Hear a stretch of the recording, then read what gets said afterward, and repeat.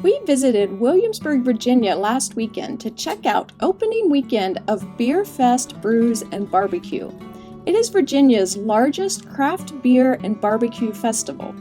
The park has over 80 craft brews and cocktails, along with 38 barbecue-inspired dishes to sample as part of this festival. We aren't beer enjoyers, but we will try out the food and let you know what we think. We will even rank our samples from best to worst at the end of this video. We will also discuss some changes to the park this summer, including giving you a look at the park's newest coaster, which opened this season. This festival is open Fridays, Saturdays, and Sundays, as well as Labor Day, now through September 1st, 2025. We bought a refillable souvenir cup for $20 to get unlimited drink refills all day, as well as a 10-item festival sampler card. I also used a free sample that I got as a perk for being an annual member, so Jack and I tried 11 festival foods, starting at the first booth we came to in the Scotland section of the park. We started with pulled pork barbecue 3 ways: Virginia clear barbecue with a clear vinegar-based sauce, Carolina gold barbecue, which is a mustard-based sauce, and then a barbecue made with a sweet sauce. The pork was very flavorful, and the 3 different sauces were all good, but different enough to make comparing the different styles a delicious experiment. We also tried the collard greens. These were cooked with smoked turkey, brown sugar, and vinegar. I love collard greens, and these were good, but they tasted a lot sweeter than what we're used to. We made our way to the Ireland section of the park, where people were enjoying Finnegan's Flyer, the park's extreme swings.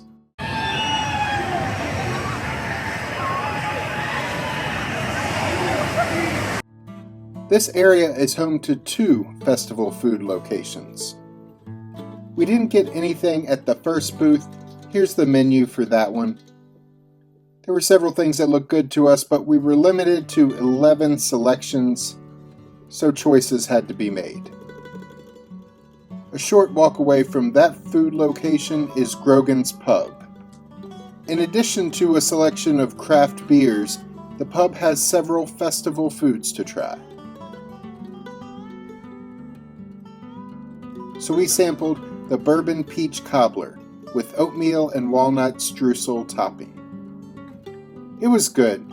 We didn't love the oatmeal and walnut topping. We prefer a pie crust type top to a cobbler instead. But it was still pretty good in spite of that. While you're in Ireland, be sure to check out the very popular Irish dance show, Celtic Fire, and see if you can find where the leprechauns have hid the gold. It's behind the backside of water, if that helps. We took a few minutes out of sampling festival food to hang out with some animals.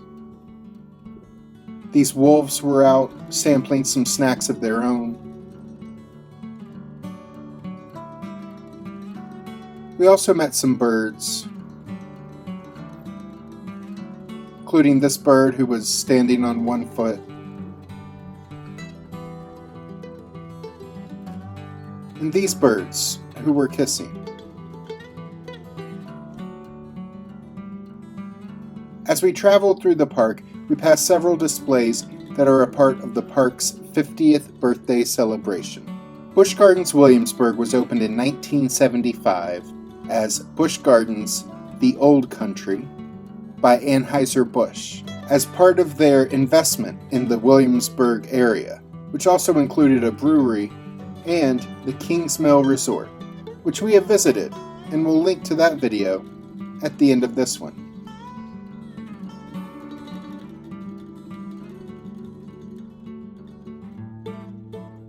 When we got to France, we were just in time for a performance from Broken Turnstiles, a Busch Gardens house band that performed covers of popular songs like Life is a Highway, as performed by Rascal Flatts, The Middle, as performed by Jimmy Eats World, and Brown Eyed Girl, as performed by Van Morrison. This was a fun show. Then we were off to try our next festival food sample over in the New France, aka Canada section of the park. We tried a couple of samples here.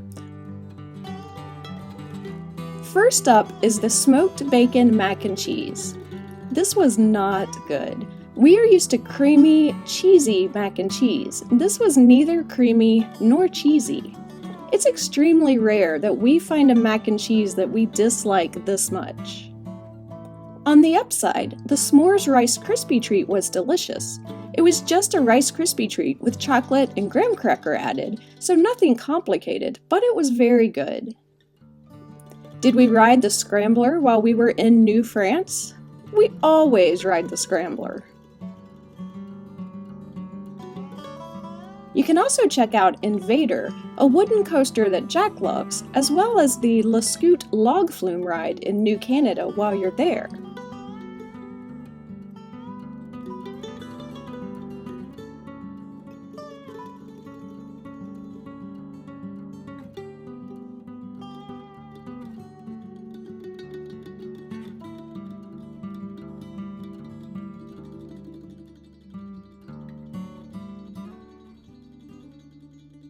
We head on into Germany and the related Oktoberfest section of the park next door.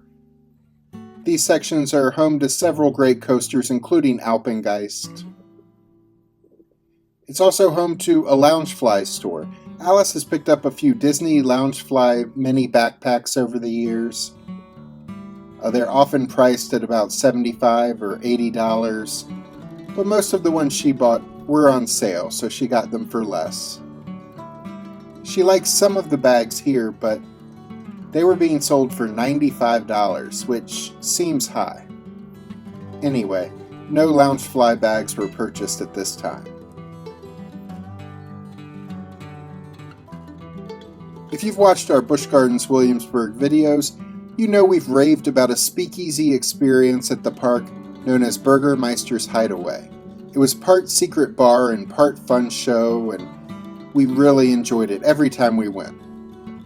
Well, that has changed this summer. Burgermeister's Hideaway is now just a bar. There were still some fun characters to greet us as we entered, and it had all the same decor it used to have. But there's no tickets to buy, there's no show inside. You just walk in and order drinks off the menu. Perhaps they'll make more money off a larger number of people coming in and ordering drinks throughout the day versus a limited number of people sitting through the hour show. And it's true that some of the changes they had made to the shows over the last couple of years were not improvements.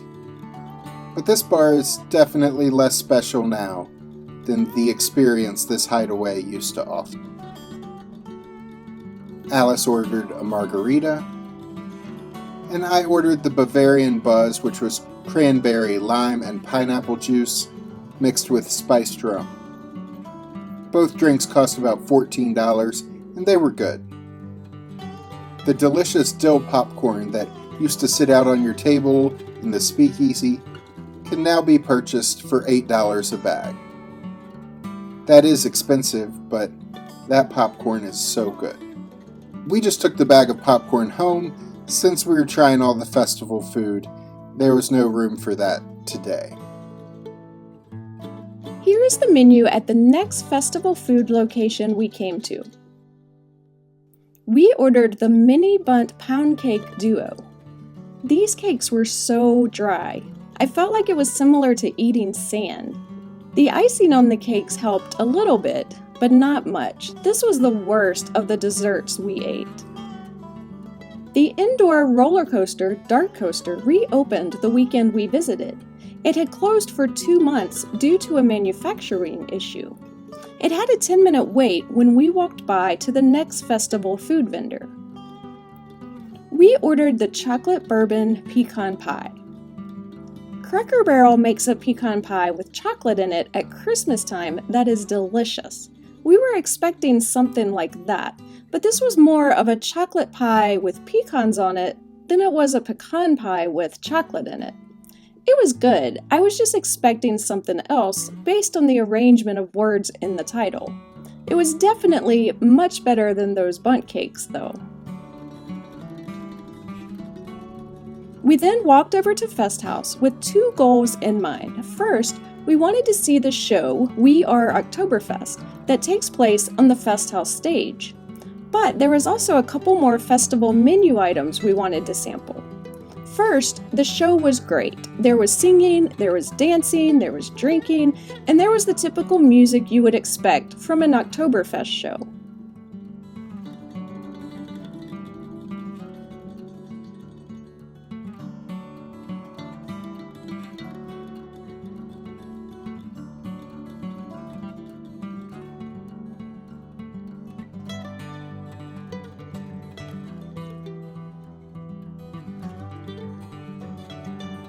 In the Fest House, which is known for its cafeteria-style dining, there's also a pub serving a lot of different craft beers.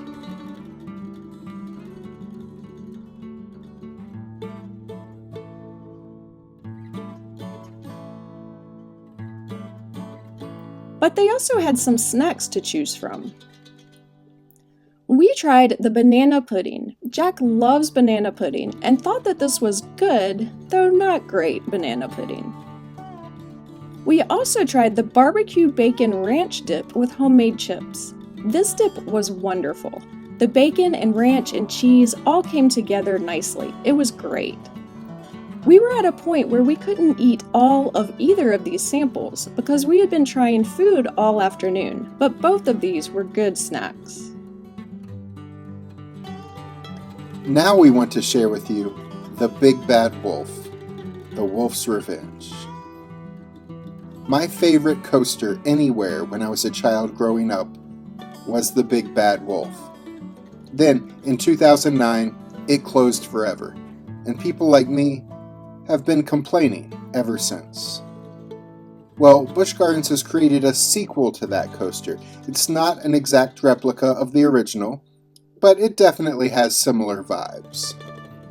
It's a family-friendly coaster with the cars hanging down from the track as you fly through a Bavarian village that was once terrorized by the wolf. The village will look better once the newly planted trees grow in a bit, but it's already a really fun ride, and it won't be overly intimidating to members of your party who don't like extremely thrilling rides. I'm glad Busch Gardens is paying homage to my childhood favorite with this new ride. And now I need to go have a talk with Disney World about Mr. Toad's Wild Ride.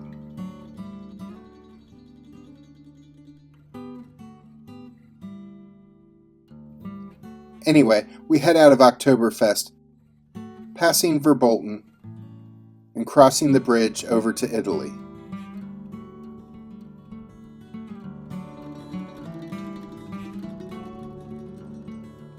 We passed the outdoor theater where the show Sounds of San Marco takes place several times daily, and made our way to Alice's favorite summer cool-off ride, Roman Rapids, in the Festa Italia section of the park.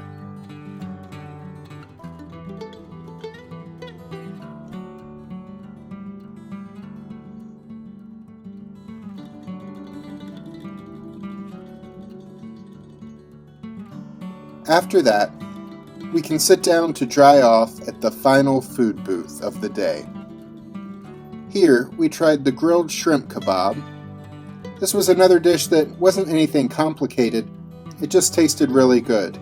The seasoning on the grilled shrimp and the lemon dill sauce on the kebab was very flavorful. It was very good.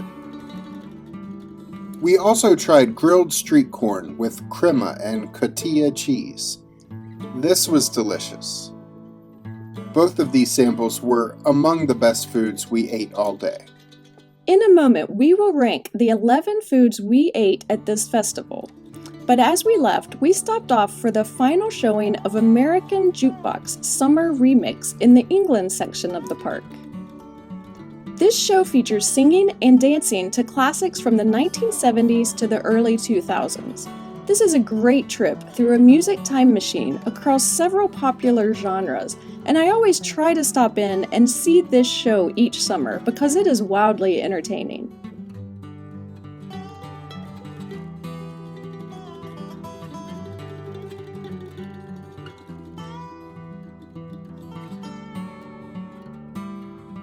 Now, let's get down to business. Here is our ranking of our festival food samples. Number 11, smoked bacon mac and cheese. The recommendation here is avoid this one. Number 10, the mini bundt pound cake duo. This was a miss. And from here on out, we at least liked the other 9 samples. And as we get close to number 1, there were several that we loved. Number 9 is the pretty good chocolate pecan pie. Number 8, banana pudding. Number 7, bourbon peach cobbler. Number 6, s'mores Rice Krispie treat. Number 5, collard greens. Number 4, barbecue bacon ranch dip with homemade chips. Number 3, grilled shrimp kebab. Number 2, grilled street corn. And number 1, the best thing we tried at Busch Gardens Williamsburg's Beer Fest, Brews, and Barbecue was the pulled pork barbecue 3 ways. If you go to this festival and have different favorites, share them with us in the comments. The festival is Fridays, Saturdays, and Sundays, as well as one Monday, Labor Day, now through September 1st, 2025. The festival sampler card was $70 for 10 samples. That was more than enough food to fill the 2 of us up because the serving sizes were pretty large this year. Click the links at the end of this video to see our stay at the nearby Kingsmill Resort, or look at last year's Busch Gardens Hallowscream. It's just a few short weeks until this year's Hallowscream starts.